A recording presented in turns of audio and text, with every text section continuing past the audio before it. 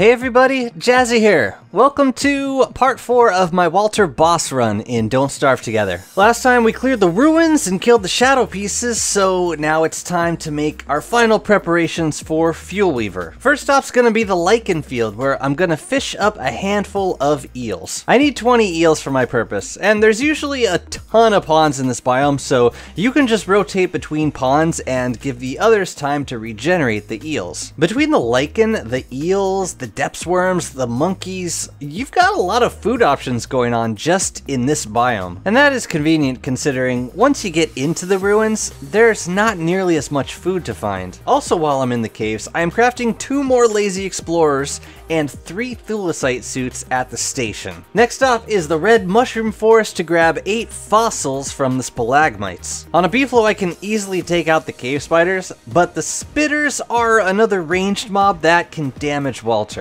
So instead of tanking or trying to kite them, I'm just gonna get rid of them with a trap. It's safe and it's effective. Back upstairs, I'm gonna use the eels to make surf and turf. I chose this for Walter's healing food for Fuelweaver because it also restores a bunch of sanity. Generally speaking, I'm gonna need more sanity restoration than health, but if I can restore sanity with my healing food, then it'll mitigate some food spamming during the fight. I'm also gonna bundle 2 full stacks of cooked cactus, just to be safe. The marble has grown up, and we are going to bring Berger straight through it. That's a day's worth of mining, and probably 3 to 4 luxury pickaxes saved right there. Thanks, buddy. Now get out of here, you bother me. Back down to the ruins to pick up my atrium swag, including the key. I'm going to use thulecite clubs for Fuelweaver, so I'm crafting a couple of those as well. Day 90, we hop into the atrium. I'm trying to save on lazy explorer uses, so to get through the insanity obelisks, I'm using a little trick with the nightmare amulet. If you are standing next to the obelisk while wearing the amulet, you can pick up your backpack and quickly move through the obelisks before they go back up. You can also do this off of a beeflo, and it saves you the trouble of having to telepoof through the atrium if you want to bring your backpack. Now, it's time for a Fuelweaver. Walter's great, but I was very nervous for this fight. I am using a thulecite suit with a pine tree pioneer hat. In an attempt to save on resources, I'm gonna do a lot of tanking. This is gonna be very challenging because Walter will lose equal amounts of sanity and health with each hit. You can get through this fight without tanking, just expect to use a lot more lazy explorers, weather panes, and sanity restoration. But for Walter, it might not be a bad idea, especially if you're not super comfortable with this fight.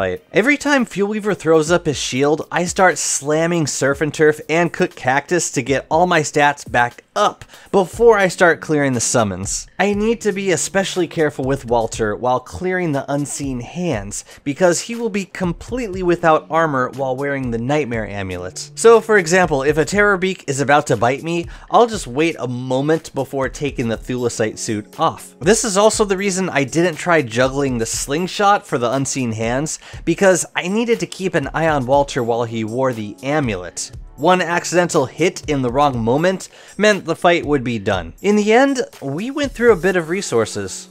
Almost all 3 thulecite suits were expended because there was no head slot armor to split the durability costs. Both clubs were needed, and we used up 1 lazy explorer and 1 weather pane. Cactus we used less than a stack, probably because of the sanity from the surf and turf. I can safely say this was the hardest Fuelweaver fight I've ever done. It's too bad that Walter still struggles with sanity here, even though he's not affected by the aura. So, I'm very glad it ended well. If you want to cheese Fuelweaver, it's easy enough to set up a couple of lure plants and telepoof out of the gateway room. Fuelweaver can be killed with 314 marble rounds or 471 gold rounds. It takes a while, but it's still much faster than a Houndius. And yes, this is a cheese method, but it does actually cost a sizable investment of resources, so I give it a few try-hard points in that regard. You can kite it, you can tank it, or you can cheese it. Totally up to you. Just don't tank it with the beeflo, that's a bad idea. Now, one unfortunate casualty from the fight is my slingshot that I left on the ground.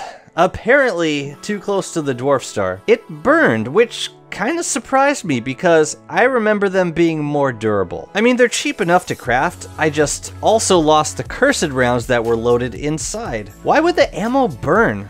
I don't know, it was just kind of weird and made me sad. So as long as I don't have a slingshot for this tentapillar, I'm just gonna telepoof out of the atrium and head home. Now we can start to work on the big Return of Them quest line. And that is going to start at the moonstone. We need an iridescent gem to activate the archives. So I'm making some statues to block off the moonstone, and next full moon, we can turn our star staff into a mooncaller staff. One tool that I like to utilize during winter if I'm riding a beefalo is a fire staff. This will allow me to burn trees and heat up my thermal stone without needing to dismount my beefalo. If I have to get off every time I want to burn something, then I'll be spending more twigs on remounting Pinky, and if I start freezing in the middle of a fight, I have the option of staying mounted and protected while heating up. I expected Deerclops to come around day 103, but it never showed up. I'm guessing it was because I had spent the first couple days of winter in the caves, and I don't believe Clops' timer runs down if no players are on the surface. So our second winter ended up being Clopsless. Rip Houndius. I killed Kloss again this winter, mainly for the wax paper, but also hoping for a sack. We got another Bee Queen crown.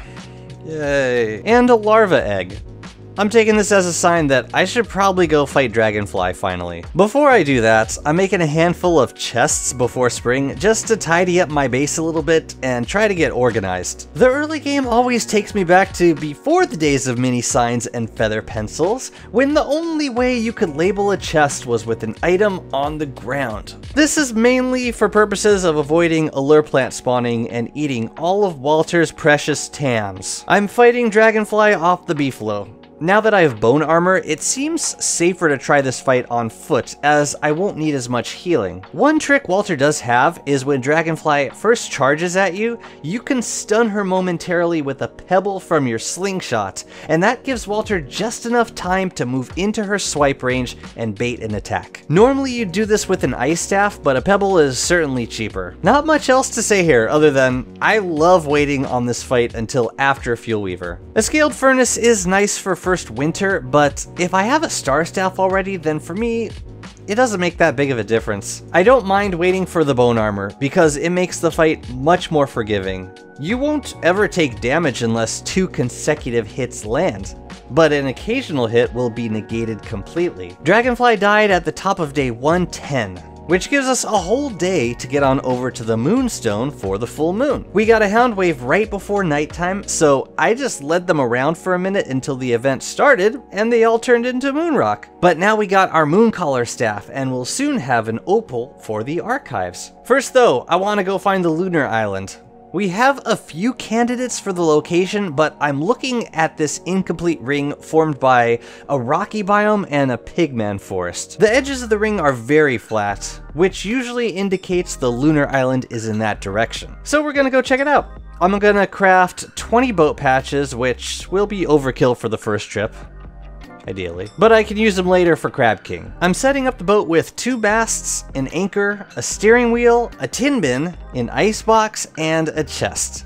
Then I'm sailing straight out from land. The water between the mainland and the lunar island should be shallow, so if you hit swell or deep ocean, then you could probably turn back around. But my nautical instincts serve me well this time. We found the lunar island and assembled the celestial altar on day 119. I'm tempted to grab some stone fruit, but I'm fairly set on food for now, so I'm not gonna bother. I'm gonna sail some more until I find a message in a bottle that points me to Hermit's island. Turns out the island is not too far away from the lunar island, so we can use the same boat to go say hi. But first I'm stopping back home to make a flour salad and grab a few building supplies for the house. Pinky can sit this trip out, so I'm leaving her with a couple of salt licks while I'm gone so she doesn't lose any domestication. While sailing to Hermit's Island, we find a salt formation, which is very good. We will need to return here shortly to farm some cookie cutter shells. Yay. But first, let's pay Hermit a visit. It's raining as we arrive, so the first thing I'm going to do is give her an umbrella for a friendship point. Then we can kill the lure plants, give Hermit a flower salad, and dry some kelp on the drying racks. You usually find at least 6 beach bull kelp on the island, so this point is a freebie. So we already have 4 friendship points, and we haven't even started building the house. Unfortunately, we're at the end of spring, so I'll need to wait until autumn to get the pearl, but that's okay.